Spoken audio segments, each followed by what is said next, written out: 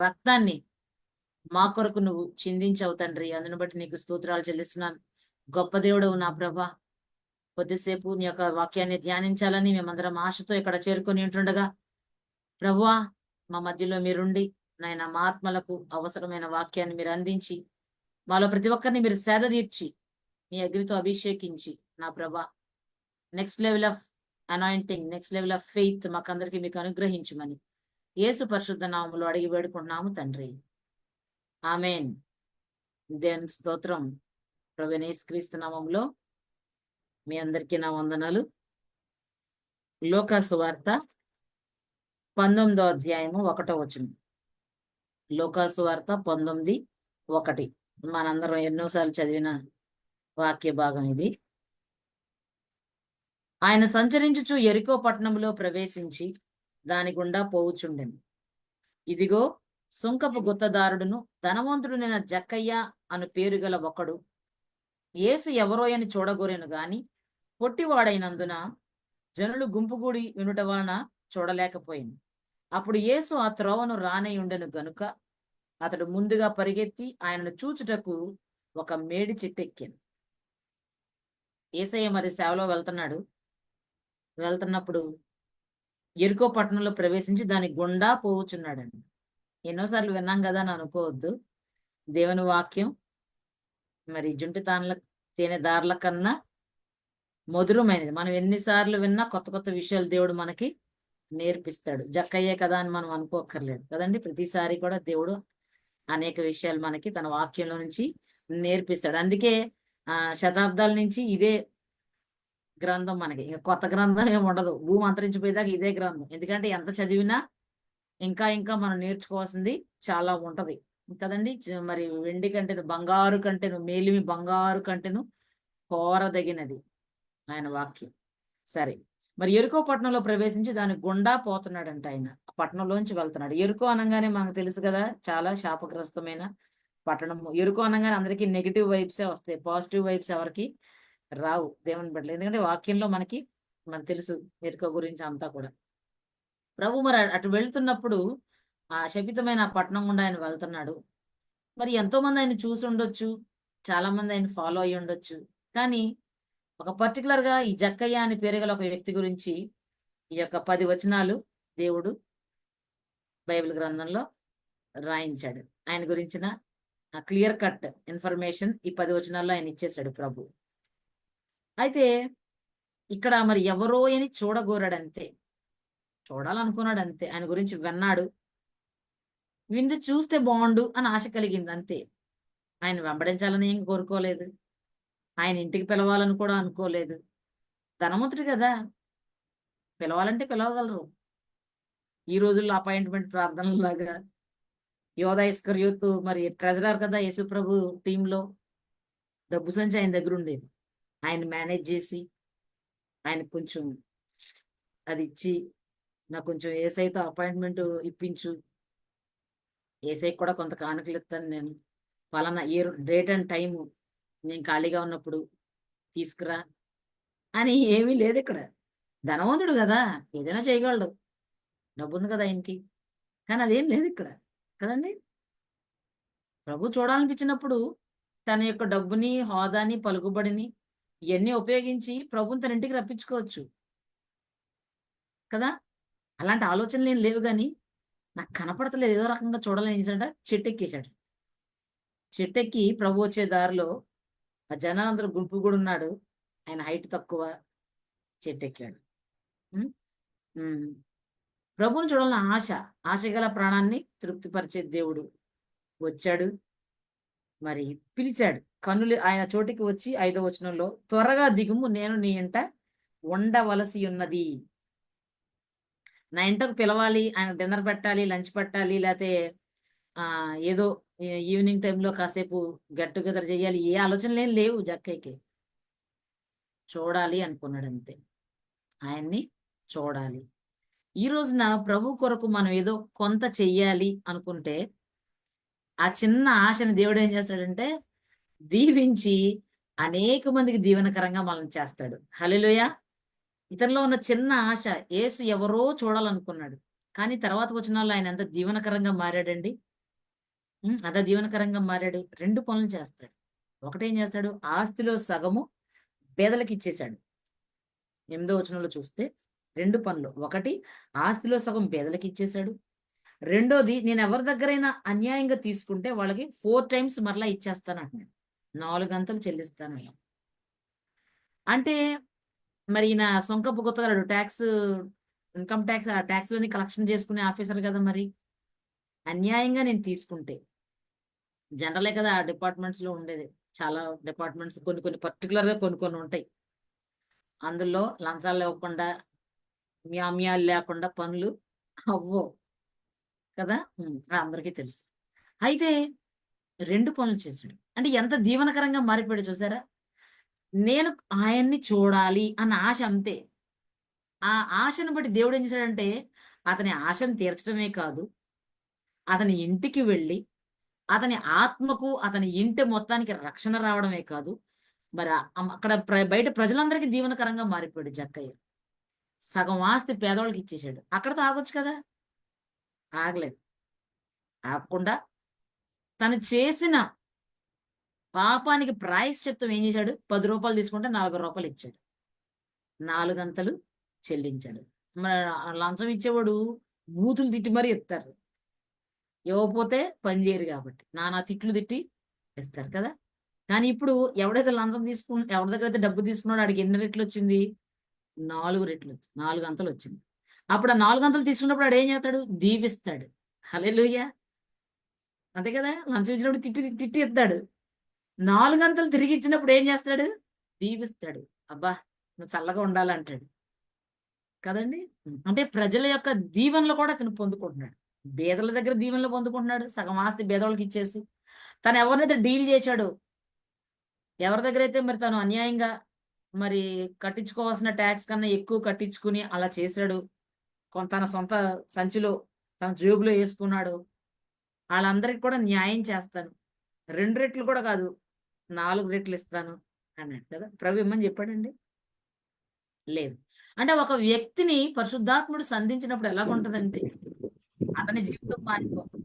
అతని ఇంటి వారి జీవితంలో మార్పొచ్చేస్తది.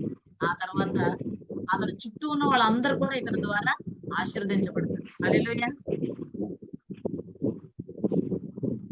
సౌండొస్తుంది. మ్యూట్ చేయి. ఆ! ఇప్పుడు మరి యేసు ప్రభు ఎప్పుడైతే అక్కడ ఎన్‌కౌంటర్ జరిగిందో, యేసు ప్రభుని ఆయన ఎప్పుడైతే కలుసుకున్నాడో ఇవన్నీ జరిగినాయి. ఈయనేం అడగట్లేదు. చిన్న ఆశ ప్రభువుని నేను చూడాలి అని. ఈరోజు నా దేవుని బిడ్డలుగా ప్రభు కోసం మనం ఒక చిన్న కార్యం చెయ్యాలి అని తలపెడితే ప్రభు ఏం చేస్తాడో తెలుసా? అనేక మందికి దీవెనకరంగా మనల్ని చేస్తాడు. హల్లెలూయా! దేవునికి స్తోత్రం. ప్రభు నా జీవితంలో చేసిన కార్యాన్ని ఇద్దరు ముగ్గురికన్నా నేను చెప్పాలి. రోజుకొకళ్ళకన్నా చెప్పాలి. నా చుట్టూ ఉన్న వాళ్ళకి ఎవరికన్నా చెప్పాలి. అదే ప్రతిరోజు ఎవరో ఒకళ్ళతో మనం ఇంటరాక్ట్ అవుతాం కదా! మనుషులతో మాట్లాడకుండా గదుల్లో ఏమి ఉండం గదా! బయటికెళ్ళినప్పుడో, ఉద్యోగాలకెళ్ళినప్పుడో ఎక్కడో చోట ఎవరో ఒకళ్ళతో మనం ఇంటరాక్ట్ అవుతాం. అప్పుడు దేవుడు మన జీవితంలో చేసిన కార్యాలను బట్టి దేవుణ్ణి మహిమపరచాలి అన్న ఆశ మనకున్నప్పుడు, ఆయన ఎంత గొప్ప దేవుడో మన సాక్ష్యం ద్వారా మనకు తెలిసిన కొన్ని మరి వాక్యాల ద్వారా మనం చెప్పాలన్న ఆశ మనలో ఉన్నప్పుడు ఏమవుద్దంటే, మనం దీవించబడ్డమే కాదు, మన ఇంటివారు దీవించబడ్డమే కాదు, మన చుట్టూ ఉన్న ప్రజలందరికి కూడా మనం దీవెనకరంగా మారిపోతాం. అందుకు కారణం ఎవరంటే జక్కయ్య. ఆయనలో ఉన్న చిన్న ఆశ. యేసు ఎవరు అని చూడగోరాడు. ఎవరాయన? కుంటోళ్ళు నడుస్తున్నారంట. గుడ్డోళ్ళు చూస్తున్నారంట. కుష్ఠరోగులు బాగుపడుతున్నారంట. హ్మ్. మరి చచ్చిపోయినోళ్ళు బ్రతుకుతున్నారంట. ఎవరాయన? ఇంత కనికరం గలవాడు. పైగా ఆ రోజుల్లో రోమా గవర్నమెంట్ గదా! ఇంత మరి కఠినమైన ఒకలాంటి బానిసత్వం అనుభవిస్తున్న ఆ దినాల్లో ఎవరు ఈ ప్రేమగల వ్యక్తి? ఎవరీయన? ఒక సామాన్యుడు. ఏమైనా రాజుగారి కొడుకా? ఓ జమీందారు కొడుకా? కాదు గదా! ఒక సామాన్యుడెవరో యవనస్తుడు 33 ఇయర్స్. 30-33 30 ఇయర్స్ అప్పుడు కదా స్టార్ట్ చేశాడు మినిస్ట్రీ ప్రభు. ఒక 30 ఏళ్ల సామాన్యుడు ప్రకంపనలు సృష్టిస్తున్నాడంట. ఎవరతను? చూడాలి. అతను వస్తుంటే చరిత్రలు మారిపోతున్నాయంట, తలరాతలు మారిపోతున్నాయంట. ఎవరో నేను చూడాలి. ఎరుకోలో ఉన్నాడు. ఈ రోజున శపితమైన పరిస్థితుల మధ్యలో నువ్వు ఉన్నట్టయితే, అంటే శపితమైన పరిస్థితులు అంటే ఏదో ఊహించుకోక్కర్లేదు. నువ్వు కోరుకున్న జీవితం కాకుండా, నువ్వు ఊహించుకున్న పరిస్థితులు కాకుండా, వేరేగా నీ జీవిత విధానం ఒకవేళ ఉన్నట్లయితే, నీ జీవితం ముందుకు వెళ్తా ఉంటే, నీవు ఆయన కొరకు ఏదైనా చెయ్యాలి ప్రభు కోసం. నా కోసం రక్తం కార్చిన నా ప్రియుడు, నా యేసయ్య కోసం నేనేదో ఒకటి చెయ్యాలి అన్న ఆశ నీలో ఉంటే, అనేక మందికి బహుతరములకు దీవెనకరంగా దేవుడు నిన్ను చేస్తాడు. హల్లెలూయా! దేవునికి స్తోత్రం. ప్రభుని అప్రోచ్ అవ్వాలని ఏం కోరుకోలేదు. ఆయన అపాయింట్మెంట్ కావాలని కోరుకోలేదు. డబ్బు ఉంది, కొండ మీద కోతినైనా దించగలడు. ఆ రూట్‌లో ఎళ్ళలేదు ఆయన. ఆ రూట్‌లో ఎళ్ళాడా? అది ఈ రోజుల్లో అపాయింట్మెంట్ ప్రార్థనలు అంటారు. ఇంకా విమర్శించకూడదులెండి అవన్నీ. అలాంటివి చేయలేదు ఈయన. అసలు బైబిల్‌లో అలాంటివి లేవులెండి. ఆయన చూస్తే చాలు నేను అనుకున్నాడు. ఆయన ముఖ దర్శనం మనం చెయ్యాలి. ప్రభు యొక్క ముఖ దర్శనం చేయాలి. మోషే కూడా నిన్నొకసారి చూస్తానయ్యా అంటాడు. నన్ను చూసి ఎవరు బతకలేదురా బాబు, నువ్వు ఈ బండ సందులో నించో, నేను అలా ఎళ్తా ఉంటాను. నా చెయ్యి నీకు ఇలా అడ్డం పెడతాను, నువ్వు నన్ను చూడు అంటాడు. దేవుడైన యెహోవా కదా! ఆయనను చూడాలన్న ఆశ. నీ స్వరూప దర్శనముతో నా ఆశ తీర్చుకుంటాను ఉదయాన్నే లేచి అని కీర్తనకారుడు రాస్తాడు. చూడాలన్న కోరిక. ఇప్పుడు నువ్వు ఆయన చూడాలనుకుంటున్నావు. నీ జీవితంలో ప్రభువుని ఈ లోకం చూస్తుందా? జక్కయ్య జీవితంలో ప్రభు కనపడుతున్నాడు ఇప్పుడు. ఒకప్పుడు జక్కయ్య అంటే అబ్బా ఈ పాపి ఇంటికెళ్ళాడు. ఎక్కడికెళ్ళాడు? పాపి ఇంటికెళ్ళాడు. 7వ వచనం లోకాసువార్త 19:7లో పాపి అనే మనుషుని యొద్ద బస చేయి వెళ్ళాడని సణుక్కుంటున్నారండి. ఈయన సంతోషంతో దిగొచ్చేసాడు మేడి చెట్టు. ఏమన్నాడు? నీ ఇంట నేను ఉండాలి, త్వరగా దిగు అంటున్నాడు. నీ ఇంటికి వస్తున్నాను నేను, నువ్వు దిగ అంటున్నాడు. త్వరగా దిగిపోయాడు, సంతోషంగా దిగిపోయాడు. ఆయన చేర్చుకున్నాడు. చేర్చుకునికి మనుషులు ఏమన్నారంటే, పాపి అయిన మనుషుని దగ్గర బస చేయి వెళ్ళాడని సణుక్కున్నారండి. మరి మనుషులు అంతే. ఆయనకు అత్తరు పూసి, ఆయన కాళ్ళు మీద అత్తరు పూసి, ఆయన పాదాల మీద అత్తరు పూసి, కన్నీళ్లతో ఆయన పాదాలు కడిగి తన తల వెంట్రుకలు తుడిచిన స్త్రీని చూసి పాపాత్మురాలైన స్త్రీ అంట. సీమోని ఇంట్లో భోజనానికి వెళ్ళినప్పుడు దండల్లో ఉంటారు. ఈవిడ పాపాత్మురైన స్త్రీ. అసలు ఈవిడ ఎలాంటిదో తెలుసుంటే ఆవిడ దగ్గరికి రానివ్వడు కదా అంటారు. అంటే ఎప్పుడు కూడా జడ్జింగ్, విమర్శించే మనుషుల మధ్యలో మనం బ్రతుకుతున్నాం. పైగా ఉన్నదన్నట్టు చెప్తే కూడా జనాలకి నచ్చదు కొంతమందికి. ఇక్కడ కూడా అతను విమర్శించారు. పాపి పాపి అని. ప్రభు ఏం చేస్తాడు? హృదయ అంతరంగాలను ఎరిగిన వాడు. హల్లెలూయా! ఈ లోకం దృష్టిలో జక్కయ్య పాపే. కానీ ఎప్పుడైతే ప్రభు ఆయన ఇంటికి వెళ్ళాడో, జక్కయ్యలో ఉన్న పాపి కాస్త ఏమైపోయాడండి? అబ్రహాము కుమారుడు అయిపోయాడు. హల్లెలూయా! ఇక్కడ ఏం చెప్తున్నాడు 9లో? అందుకు యేసు ఇతడును అబ్రహాము కుమారుడే, ఎందుకనగా నేడు ఈ ఇంటికి రక్షణ వచ్చి ఉన్నది. నేడు ఈ ఇంటికి రక్షణ వచ్చింది. ఎందుకంటే రక్షకుడు వచ్చాడు. యేసుక్రీస్తు. యేసు అనగా రక్షకుడు కదా ఆయన. తన ప్రజలను వారి పాపముల నుండి ఆయనే రక్షించును గనుక ఆయనకు యేసు అని పేరు పెట్టాడు. రక్షకుడు ఎప్పుడైతే ఆ గృహాన్ని దర్శించాడో ఆ ఇంటికి ఏమైంది? రక్షణ వచ్చేసింది. ఆయన అడుగు పెట్టాడు అంటే ఇంకా అక్కడ అపవాదికి చోటు ఉంటుందా? నాశనానికి చోటు ఉంటుందా? లేమికి చోటు ఉంటుందా? మొత్తం తారుమారైపోతుంది. ఎప్పుడైతే ప్రభు నీ జీవితంలో ఆయన ఇంటర్ఫియర్ అవుతాడు, ఆయన ఇంటర్వ్యూన్ అయ్యాడో, జోక్యం చేసుకున్నాడో నీ స్థితిగతుల్లో, నీ జీవితంలో తారుమారు చేస్తాడు ఆయన. ఇలాంటి ప్రసంగాలు ఎన్నో ఇనుండొచ్చు. కానీ రిసీవ్ చేసుకోవడానికి నీ దగ్గర విశ్వాసం లేదేమో, ధైర్యం లేదేమో, తెగింపు లేదేమో. ప్రభుని వెంబడించాలంటే చాలా తెగింపు కావాలి కదా. నా మట్టుకైతే బ్రతుకుట క్రీస్తే, చావైతే లాభం అన్నాడు. ఎంత తెగింపు దేవుని కోసం కదా. తగ్గింపుతో పాటు ఈ తెగింపు కూడా కావాలి. కష్టమైనా నష్టమైనా ఆయనే. అది లేదేమో నీ దగ్గర. ఇంకా మొహమాటాలేమో, మనుషులకు విలువిస్తున్నావేమో. క్రైస్తవ సమాజంలో ఒక చెడ్డ సాంప్రదాయం, నేను చెప్పడానికి చాలా బాధపడుతున్నాను ఈ విషయం, కానీ చెప్పాలి తప్పదు పరిశుద్ధాత్మని ప్రేరేపడంతో. దేవుని కంటే కూడా మనుషులకు ఎక్కువ ప్రాధాన్యత ఇస్తారు. ఫలానా వాళ్ళు చెప్పారంటే జరిగిపోతుంది. నిజమే జరుగుతుంది. దేవుడు కొంతమందిని ఏర్పాటు చేసుకుంటాడు అలా. కానీ అంత్య దినాల్లో బహు జాగ్రత్తగా, బహు జాగ్రత్తగా మనం డీల్ చేయాలి. గత రాత్రి అదే నిన్నటి దినాన మరి చీకటి శక్తులతో పీడించబడే ఒక కేసుని నేను డీల్ చేస్తున్నప్పుడు వాళ్ళు చెప్తున్నారు. చాలా ఆశ్చర్యపోయాను. అంటే మీకు చాలా మంది తెలిసే ఉంటది. దురాత్మలు అట్లా చెప్తాయని నాకు నిన్నే తెలుసు. దురాత్మ చెప్తుంది. ఈ తప్పుడు బోధ చేసే వాళ్ళలో మేముంటాము. ఈళ్ళెళ్లి ఎవరి తల మీద చెయ్యెట్టినప్పుడు, ఈ పాస్టర్ తప్పుడు బోధ చేసే, తప్పుడు బోధలో ఉండే, అబద్ధ బోధలో ఉండే పాస్టర్లుంటారు గదా! ఈళ్ళలోంచి దురాత్మ ఎళ్ళంట ఆ విశ్వాసిని పడగొట్టేద్దంట. ఆ విశ్వాసిలోకి ఎళ్ళిపోద్దంట. ఈళ్ళు తల మీద చెయ్యెట్ట గాని ఈ పాస్టర్. తల మీద చెయ్యెట్టి ఈళ్ళు యేసు నామంలో ఎల్లగొడుతున్నాను అనంగానే ఆ విశ్వాసి కింద పడిపోతాడు. అప్పుడు చూసినోళ్ళందరూ ఏమనుకుంటారు? ఫలానోళ్ళు ప్రార్థన చేస్తే దెయ్యాలెళ్ళిపోతున్నాయి అని. కానీ అక్కడ మ్యాటర్ ఏంటి? ఎళ్ళిన విశ్వాసి దగ్గర దెయ్యమేం ఉండదు. ఎప్పుడైతే ఈ పాస్టర్ ఆళ్ళ తల మీద చెయ్యి పెట్టాడో, ఈ పాస్టర్ దొంగ బోధ చేసి, అబద్ధ బోధ, సాతాను ఏజెంట్ ఈళ్ళు. పేరుకే పైకే పాస్టర్స్ అన్నమాట. అంటే వాళ్ళు అపవాది సంబంధికులే. మనవాళ్ళు కాదాళ్ళు. మన దేవుని మార్గంలోకొచ్చి గలిబిలికి సృష్టించడానికి అపవాది ఉపయోగించే వీళ్ళన్నమాట. ఈళ్ళు పడిపోగానే చూసేవాళ్ళందరూ ఓహో! దెయ్యాలు వదిలిపోతాయి ఇక్కడికొస్తే అని ఒక ఆహ్, పేరు రావడం, ఆళ్ళందరి చుట్టూ తిరగడం ఇలా జరుగుతున్నాయి. దురాత్మ స్వయంగా ఇవన్నీ ఒప్పుకోవడం నేను విన్నాను. అంటే నేను ఇదంతా మీతో ఎందుకు షేర్ చేసుకుంటున్నానంటే, ప్రభువు నీ ఇంటికొస్తున్నాడా? లేదా ఇంకేమైనా ఆత్మలు నువ్వు ఇంట్లోకి ప్రభువు పేరటే వస్తున్నారు. వేరే వేరే ఆత్మలు నువ్వు మరి నువ్వు డోర్ తెరుస్తున్నావా వాళ్ళకి? పరిశుద్ధాత్మకే నువ్వు డోర్ తెరుస్తున్నావా? నీ ఇంట్లో, నీ హృదయంలో? ఈ ఈ తప్పుడు బోధలు లేకపోతే భ్రమపరచు ఆత్మలు ఇవన్నీ కూడా క్రైస్తవ సమాజం లోపలుంటాయి. అందుకే మనం జాగ్రత్తగుండాలి. సంఘం వెలుపలోళ్ళతో మనం చాలా జాగ్రత్తగుంటాం. విగ్రహారాధికులొచ్చారంటే కొంచెం మనం జాగ్రత్తగా ఉంటాం. ఆళ్ళు మనోళ్ళు మన లైన్‌లో లేరు వీళ్ళు. దేవుని బిడ్డలు కాదు. ప్రభువుని వెంబడించరు అని. అందుకే ఈరోజు ప్రభువు వచ్చాడు జక్కయ్య ఇంటికి. ఈరోజు నీ ఇంట్లో నువ్వు ఎలాంటి ఆత్మకిస్తున్నావు స్థానం? మనుషుల్ని పొగిడే ఆత్మకు నువ్వు ఇస్తున్నావా? Name and fame. Spirit of name and fame. మనుషులు పొగడ్తలు కోరుకునే వాళ్ళకి నువ్వు ఇంపార్టెన్స్ ఇస్తున్నావా? నువ్వు ప్రభువుకి ఇంపార్టెన్స్ ఇస్తున్నావా? నువ్వు ఎవరికి ప్రాధాన్యత ఇస్తున్నావు? ఈరోజు దేవుడు మాట్లాడుతున్నాడు. నువ్వు ప్రాధాన్యత ఎవరికిస్తున్నావు?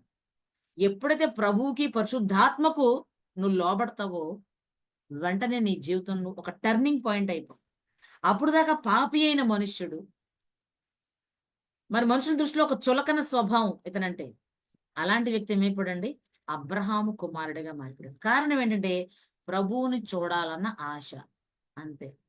ఆయన దీవించబడ్డాడు. అబ్రహాం కుమారుడిగా మారిపోయాడు. ఈ ఇంటికి రక్షణ వచ్చి ఉన్నది అంటున్నాడు ప్రభు. ప్రభు స్వయంగా సాక్ష్యం చెప్తున్నాడు. ఆయన ఇంటికి రక్షణ వచ్చింది. అట్లనే తన చుట్టూ ఉన్న వారందరూ పేదలేంటి, ఈయన ద్వారా విక్టిమ్స్, ఈయనకి లంచం ఇచ్చి ఉన్న బాధితులు ఆళ్ళందరూ కూడా దీవించబడ్డారు. నశించిన దాన్ని వెదకి రక్షించుటకు మనుష్య కుమారుడు వచ్చెను. 10వ వచనంలో చూడండి. నశించిపోయాడు ఈయన. కానీ వినుట వలన విశ్వాసము కలుగును. ఈయన విన్నాడు ప్రభువుని గురించి. వినకపోతే చూడాలని అనుకుంటాడు. విన్నాడు. విన్నాడు. ఏదో ఆయనకి నచ్చింది. కదండీ! అబ్రహాము కుమారుడు. ఇంకో అబ్రహాము కుమారుడు ఇదే లూకా సువార్తలో మనం చూద్దాం. ఇదే లూకా సువార్త. లూకా సువార్త 19 కదా మనం చదివాం. ఈ పక్క పేజీలో ఉంటది 16లో. ఇంకొక ధనవంతుడు ఉన్నాడు. ఈయన ధనవంతుడు కదా! జక్కయ్య. ఇంకో ధనవంతుడు. తండ్రివైన అబ్రహామా! నేనిక్కడ యాతన పడుతున్నాను. నా యందు కనికరపడు. తన వ్రేలి కొనను నీళ్లలో ముంచి నా నాలుకను చల్లార్చుటకు లాజరును పంపుము.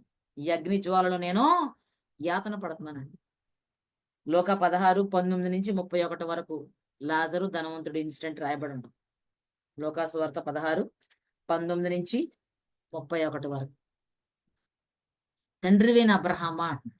ఇక్కడ జక్కయ్య ఇన్సిడెంట్ లో ప్రభువైన యేసు చెప్తున్నాడు, ఇతడును అబ్రహాము కుమారుడే అని.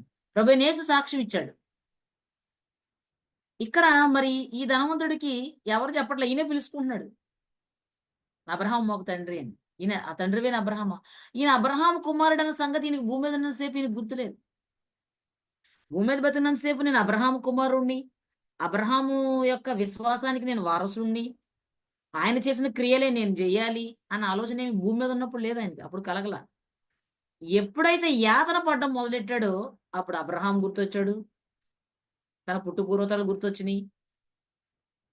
అట్లాగే మరి కనులెత్తి చూసినప్పుడు ఆయన కనబడగానే ఆయన ఒక్కడే కనబడితే అంత బాధ ఉండేది కాదేమో. ఆయన రొమ్మున ఆనుకున్నవాడు ఒకడున్నాడు. ఎవరంటే దరిద్రుడైన లాజర్. భూమి మీద ఉండగా దరిద్రుడు. అక్కడ అక్కడ మరి చనిపోగానే ఏమైంది, సీన్ రివర్స్ అయిపోయి ఇద్దరు పొజిషన్స్ ఉల్టా తారుమారైపోయింది. ధనవంతుడు కాస్త నరకానికి వెళ్తే ఈ దరిద్రుడు కాస్త మరి అబ్రహాం రొమ్ముకు కొనుక్కోబడ్డాడు దేవదూతల. భూమి మీద ఉన్నంతసేపు అతనికి అబ్రహాం గుర్తు రాలేదు. తన యొక్క స్టేటస్, తన స్పిరిచువల్ స్టేటస్ గుర్తులేదు అతనికి. ఈ లోక సంబంధమైన స్టేటస్ మీదే దృష్టి ఉంది. ఈ లోక సంబంధమైన స్టేటస్ మీద దృష్టి ఉంది కాబట్టి ఇంకా పేదోళ్ళు ఎవరు కనపడలేదు. తన ఇంటి ముందు పడున్న ఆ లాజర్ కనపడలేదు. కురుపులతో కుక్కలు నాగుతున్నాయి. ఈడు బల్లమెంచబడి ఆ రొట్టెలు తినేవాడు లాజర్ కనపడలేదు. ఉండటానికి ఇల్లు లేకే కదా ఈడు ఇంటి ముందు పడి ఉన్నాడు. దరిద్రుడు. ఉండటానికి ఇల్లు లేదు, తినటానికి తిండి లేదు, ఆరోగ్యం లేదు కదా. ఇలాంటి పరిస్థితుల్లో ఉన్న దరిద్రుడు కనపడలేదు. అంటే తనకి ఈ లోక సంబంధమైన స్టేటసే తనకుంది. ఆ స్టేటస్ మీద దృష్టి ఉంది. What is the spiritual status? తన ఆత్మ సంబంధమైన స్టేటస్ ఏంటి? ధనవంతుడి అబ్రహాం కుమారుడు పిలుస్తున్నాడు కదా. అబ్రహాం తెలియకపోతే అబ్రహాం కుమారుడు, అబ్రహాం తండ్రి అని అబ్రహాం అని ఎందుకు అంటాడు? అబ్రహాం కుమారుడు. తన స్పిరిచువల్ స్టేటస్ ని మర్చిపోయాడు. అంటే ఫిజికల్ గా అబ్రహాం కుమారుడు అయితే కూడా అవుతాడు ఆ రోజుల్లో, అంతే కదా. ఫిజికల్ గా వాళ్ళ సంతానం. మనందరం స్పిరిచువల్ గా అబ్రహాం, ఆత్మ సంబంధమైన అబ్రహాం సంతానం మనం. వాళ్ళు ఫిజికల్ గా కూడా ఆ దినాల్లో అబ్రహాం సంతానం కదా. ఎప్పుడైతే నరకంలోకి వెళ్ళాక ఆయనకి గుర్తొచ్చింది. భూమి మీద ఉండవు గుర్తులేదు కదా. కానీ మరి జక్కయ్య ఈ లోక సంబంధమైన స్టేటస్ ని పక్కన పెట్టి చెట్టెక్కేశాడు. చెట్టెక్కేసి ఏదో రకంగా చూడాలి ఆయన్ని, అంతే. చాలా మంది చెప్తారు జక్కయ్య గురించి. ఏం చెప్తారు? ఆత్మలో పుట్టోడు కాదు, శరీరంలోనే పుట్టోడు ఆయన, ఆత్మలో పొడుగ్గానే ఉన్నాడు అంటారు. అంటే ఆయన చూడాలన్న కోరిక ఉంది కదా, అందుకని ఆత్మలో పొడుగ్గా ఉన్నాడని కూడా చెప్తారు కొంతమంది. కరెక్టే అది కూడా. అంటే ఆత్మలో ఏమీ ఆయన తక్కువ కాదు అని. మరి తన స్టేటస్ అంతా పక్కన పెట్టి ధనవంతుడు ఆయన వచ్చే దారిలో చెట్టెక్కేసాడు. ఏదో రకంగా ఆయన్ని చూడాలి. అది ఇక్కడ ఈ ధనవంతుడి దీవెన ఎవరికి ఉపయోగం లేదు. మనం జక్కయ్య గురించి మాట్లాడుతూ అనేక మంది దీవించబడ్డారు అతని ద్వారా. ఎప్పుడైతే యేసు ప్రభుని ఆయన చేర్చుకున్నాడు. ఈ ధనవంతుడు భూమి మీద బతికినంత కాలం ఇతని స్టేటస్ వల్ల ఎవరికి ఉపయోగం లేదు. ఈరోజు ప్రభు ప్రశ్నిస్తున్నాడు. దేవుడు నేను దీవించాడు, నేను ఆశీర్వదించాడు, నీవెంతమందికి ఆశీర్వాద కారణంగా ఉన్నావు? ప్రభు కోరుకున్న రీతిలో నువ్వు ఉన్నావా? అందరికీ ఇది మనందరినీ ప్రశ్నిస్తున్నాడు దేవుడు. అనేక రీతిలుగా దేవుడిని ఆశీర్వదించినప్పుడు ప్రభు కోరుకున్నట్టుగా నువ్వు ఉన్నావా? అది దేవుడు అడిగింది. అబ్రహాము కుమారుడు అని అక్కడికి వెళ్ళక పిలుస్తున్నాడు. ఇక్కడ లాజర్ నుంచి ఒక మంచి పాయింట్ మనం నేర్చుకోవాలి. ఇంతకుముందు కూడా మనం డిస్కస్ చేసుకున్నాం. లాజరు ధనవంతుడిని చూసి వ్యసన పడలేదు. వాడికి ఏమీ లేకపోయినా గాని దేవుళ్ళు ఆనందించాడు. అందుకే వెళ్ళాడు అబ్రహాం రూమ్కి. ధనవంతుడిని చూసి వ్యసన పడితే వీడేం పరలోకానికి వెళ్ళడు, అబ్రహాం రూమ్కి ఏం తీసుకెళ్ళరు, నరకానికి వెళ్తారు. వ్యసన పడే వాళ్ళు అందరూ నరకానికేనండి వెళ్ళేది. ఎదురోళ్ళతో పోల్చుకుని ఓర్వలేని తనం ఉన్నవాడు ఎప్పుడు పరలోకానికి వెళ్ళడు. అసూయ మత్సరము, మత్సరము ఎముకలకు కుళ్ళు అంటాడు. ఫిజికల్ గా మన బోన్కి రోటన్న కుళ్ళిపోతాయి. అలాగే ఆత్మలో కూడా చాలా దరిద్రం, చాలా మరి నష్టపోతాం. సౌలు బెస్ట్ ఎగ్జాంపుల్. అసూయకి వ్యసన పడ్డం, పోల్చుకుని నాకన్నా పైకి వెళ్ళిపోతాడా, నాకన్నా మంచి పేరు వచ్చేస్తుందా దావీదికి అని కదా. ఇక్కడ మరి లాజరు వ్యసన పడలేదు. అందుకే అబ్రహాం రొమ్మున ఆనుకోవడానికి వెళ్ళాడు కదా.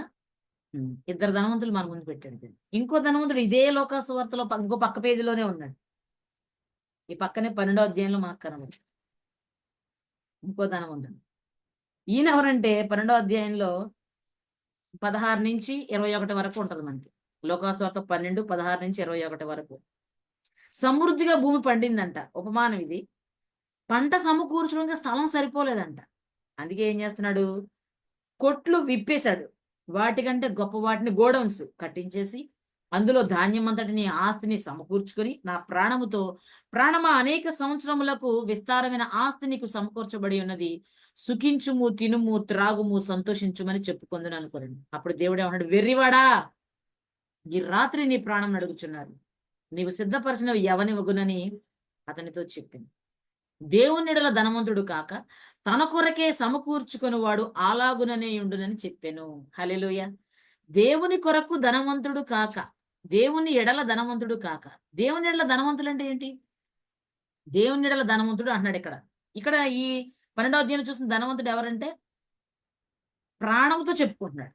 అంటే తన దీవించిన దేవుడిని విడిచిపెట్టేశాడు. తను ఆశీర్వదించిన దేవుడు గుర్తులేడు గాని మర్చిపోయాడు. కళ్ళకు కావరం వచ్చేసింది. ప్రభుని మర్చిపోయి ప్రభుని పక్కన పడేసి తన ప్రాణంతో తినుము, తాగుము, సుఖించు. వెంటనే ప్రభు అన్నాడు, ఈ రాత్రే నీ ప్రాణం. నువ్వు మనసులో అనుకున్నావు అంతే. మనసులో ఏమనుకున్నావు? ఇలా చేస్తాను తనలో తను ఆలోచించుకుని 17వ వచనంలో నేను ఇలాగూ చేతును అనుకున్నాడంట. కానీ ప్రభు ఏమన్నాడు, ఈ రాత్రే నీ ప్లాన్స్ ఇంకా ఇంప్లిమెంట్ చేయకముందే నిన్ను పిలిచేస్తున్నాను, నువ్వు ఈ లోకాన్ని విడిచిపెట్టి వచ్చేయాలన్నాడు. అందుకే ధనవంతుడు తన కొరకే, దేవుని ఎడల ధనవంతుడు కాక. ఇక్కడ మీరు అపార్థం చేసుకోకూడదు. లోకంలో డబ్బు ఉండకూడదంటే అబ్రహాము, యోబు, దావీదులు అందరు ధనవంతులేనండి. చాలా గొప్ప ధనవంతులు భూమి మీద ఆ రోజుల్లో.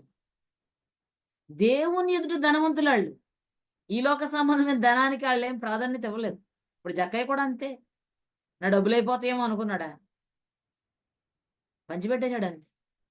దేవుని ఎడల ధనవంతులు అయితే అందుకే ఆత్మ వర్ధిలిన ప్రకారం నువ్వు అన్ని విషయాల్లో వర్ధిల్లుతావు అని చెప్తున్నాడు దేవుని వాడు. మరి దేవుని ఎడల ధనవంతులు అంటే ఏంటి? నాకు బాగా వచ్చిన వాక్యం ఒకటి. వాక్యాలు అందరికీ తెలుసండి ఈ రోజుల్లో. ఎందుకంటే ఇదివరకులాగా కాదు కదా, ఇంట్లో కూర్చుంటేనే మనకి సోషల్ మీడియాలో బోలంత వాక్యం. నువ్వు యూట్యూబ్లో సెర్చ్ కొట్టుకున్నా, ఎక్కడ కొట్టుకున్నా బోలంత వాక్యం. కానీ ప్రాబ్లం వల్ల ఏంటంటే ఆ విన్న వాక్యాన్ని గైకొనడం తక్కువ, నచ్చిని గైకొని నచ్చని వదిలేయడం ఒకటి. ఇంకోటి బోధించేవారు కూడా, ఇప్పుడు నేను మాట్లాడాను చూడండి, అపవాది క్రియలు, అలాంటి బోధించే వాళ్ళు ఎక్కువైపోవడం. సులువుగా భక్తి చేయాలనుకున్న వాళ్ళకి ఈ అబద్ధ బోధకులు తగులుతారు, వాళ్ళ చేతిలో వీళ్ళు పడిపోతారు. సులువుగా భక్తి చేయడం అనేది కష్టం అండి. అందుకే తెగింపు కావాలన్నాం కదా దేవుని వెంబడించాలంటే. తిమోతికి రాసిన మొదటి పత్రిక 6వ అధ్యాయం 17వ వచనం. తిమోతికి రాసిన మొదటి పత్రిక 6వ అధ్యాయం 17వ వచనం.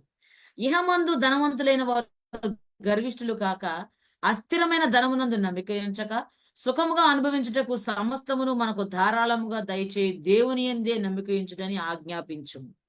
అది దేవుని యందు ధనవంతులు అవడం అంటే ఏంటో ఇక్కడ కనపడుతుంది. దేవుని ఎడల ధనవంతులు కాక అన్నారు కదా. ఇప్పుడు దేవుని ఎడల ధనవంతులు అవ్వాలి. మనం ఏం చేయాలి? 18వ వచనం. వాస్తవమైన జీవమును సంపాదించుకున్న నిమిత్తము రాబో కాలమునకు మంచి పునాది తమ కొరకు వేసికొనుచు మేలు చేయువారును సత్క్రియలు అను ధనము కలవారును ఔదార్యం కలవారును తమ ధనములో ఇతరులకు పాలిచ్చేవారని ఉండవాలని. అంటే ఇప్పుడు సత్క్రియలు అనే ధనం ఉండాలి. అది పరలోకంలో ధనం సాధించుకోండి అంటాడు. ఏంటి పరలోకంలో ధనం అంటే? సత్క్రియలు అనే ధనం. సత్క్రియలు. మనుషులు ఎదుట మీ సత్తు ప్రకాశించనివ్వండి. ఎందుకు? దేవుని నామం మహింపరచబడే రీతిగా. కొండ మీద ప్రసంగంలో చెప్తాడండి. మత్తయి సువార్త 5వ అధ్యాయంలో రాస్తాడు కదా, మత్తయి 5:16. మత్తయి 5:16. మనుషులు మీ సత్క్రియలను చూచి పరలోకమందున్న మీ తండ్రిని మహిమపరచునట్లు వారి ఎదుట మీ వెలుగు ప్రకాశింపనీయుడి. అంటే ఈ లోకంలో సత్క్రియలు చేసినప్పుడు ఈ లోకంలో దేవుని నామం మహింపరచబడుతుంది, పరలోకంలో మనకి ధనం సమకూర్చబడుతుంది. హల్లెలూయా. పరలోకంలో ధనం సంపాదించుకోవడం అంటే అదే కదా, సత్క్రియలు చేయమని. మరి సత్క్రియలు చేసిన జక్కయ్యని చూసాము. సత్క్రియ చేయని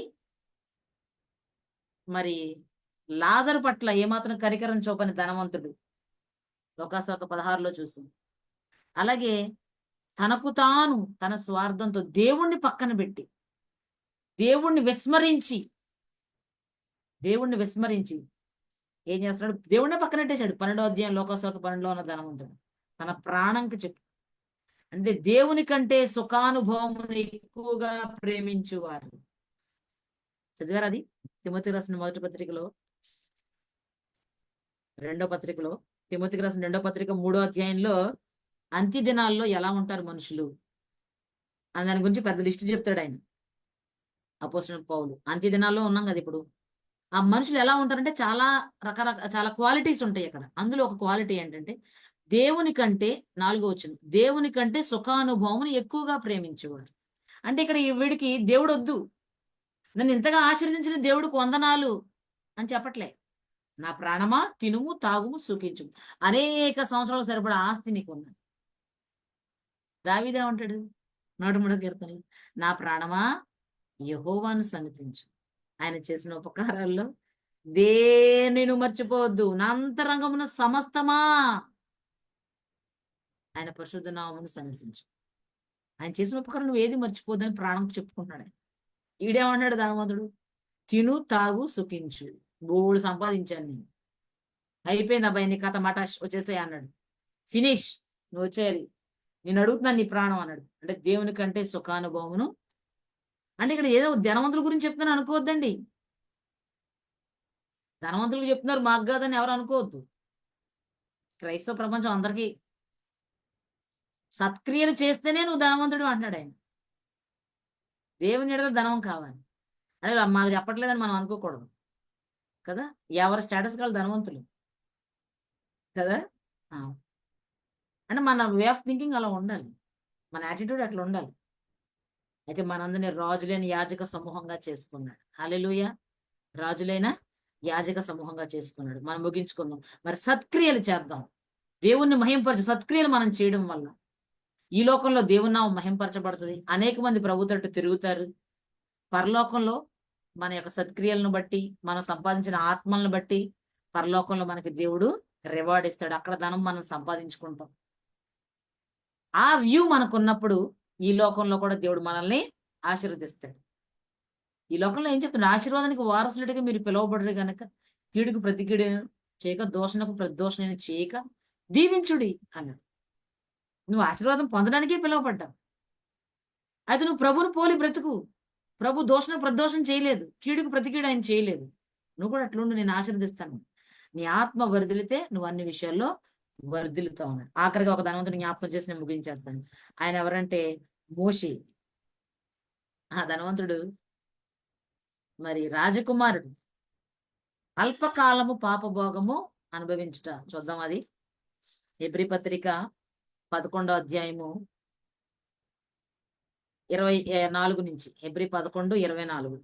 మోషే పెద్దవాడైనప్పుడు విశ్వాసమును బట్టి ఐగుప్తు ధనము కంటే క్రీస్తు విషయమైన నింద గొప్ప భాగ్యమని ఎంచుకొని అల్పకాలము పాపభోగము అనుభవించట కంటే దేవుని ప్రజలతో శ్రమ అనుభవించట మేలని యోచించి ఫరో కుమార్తె యొక్క కుమారుడు అనిపించుకున్నట్టుకు ఒప్పుకొనలేదు. ఏలయనగా అతడు ప్రతిఫలముగా కలుగుబో బహుమానమందు దృష్టి ఉంచాడు.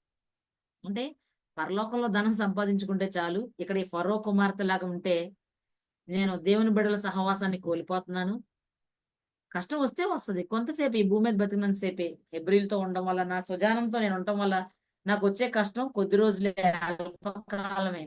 కానీ నా ప్రజలతో నేను బ్రతికినప్పుడు, నా నిజమైన దేవుడిని నేను వెంబడించినప్పుడు నాకు పరలోకంలో ధనం కలుగుద్దని ఆయన మరి ఫరో కుమార్తెగా అక్కడ ఉండకుండా బయటికి రావడం జరుగుతుంది.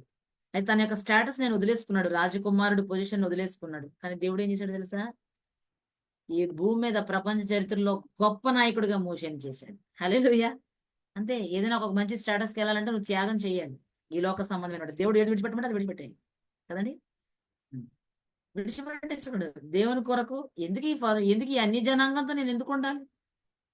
ఈ లోక సంబంధమైన మనుషులు ఇచ్చే స్టేటస్ కాదు, దేవుడు ఇచ్చే స్టేటస్ ఇంకా గొప్పదని వచ్చేసాడు. అందుకే చాలా మంది చూడండి, దేవుడు పిలిచినప్పుడు సమస్తాన్ని త్యజించి ఉద్యోగాలు మానేసి దేవుడు పిలిచి రమ్మన్నప్పుడు వాళ్ళ చదువులు, క్వాలిఫికేషన్స్, వాళ్ళ బ్యాక్గ్రౌండ్ అంతా విడిచిపెట్టే సేవకు వచ్చేస్తారు. ఎందుకంటే దేవుడు పిలిచినప్పుడు రావాలి కదా. సమస్తాన్ని మోషే కూడా అంతే. అల్పకాలము ఈ రాజకుమారులాగా రాజభోగాలు అనుభవించడం ఎందుకు? ఈ పాపంలో నేను బతకడం ఎందుకు? అల్పకాలమే కదా, అది కొద్ది దినాలే కదా. దేవుని ప్రజలతో కీడు అనుభవించుట మేలు. శ్రమ, దేవుని బిడ్డలతో శ్రమ. వాళ్ళు శ్రమ పడుతున్నారు, నా స్వకీయులు, నా జనాంగం. వాళ్ళు దేవుని బిడ్డలు, ఏర్పరచబడ్డలు, అబ్రహాం సంతానం.